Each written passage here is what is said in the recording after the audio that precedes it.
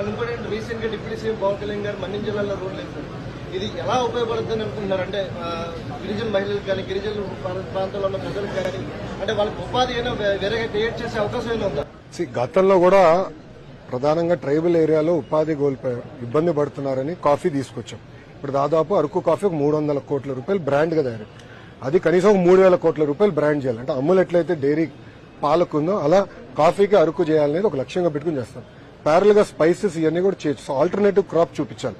ప్రత్యేకంగా ట్రైబల్ తాండాలకు వచ్చేయగలిగిన చిన్న గ్రామం అంటే 10 కుటుంబాలు 20 కుటుంబాలు ఉంటాయి. రోడ్ వేయాలంటే ఇబ్బంది పడతాం, అది కోట్ల రూపాయలు ఖర్చు అవుతుంది. సో ఆల్టర్నేటివ్ టెక్నాలజీ ఏముందో ఆనాడు నేను పంచాయతీరాజ్ గ్రామీణాభివృద్ధి శాఖ మంత్రులు ఆల్టర్నేటివ్ టెక్నాలజీ కూడా చూసాం, అది చేయాలి.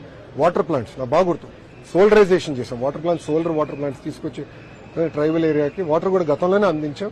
అదే దిశగా ఈ రోజు జల్ జీవన్ మిషన్ లో గత ప్రభుత్వం కూడా జల్ జీవన్ మిషన్ ఏం పెద్ద చేయలేదు, అది మళ్ళీ రివైవ్ చేసి నిధులు కేటాయించి అది కూడా అన్ని ప్రాంతాలకి మనము నీరు అందించే బాధ్యత మన ప్రభుత్వం.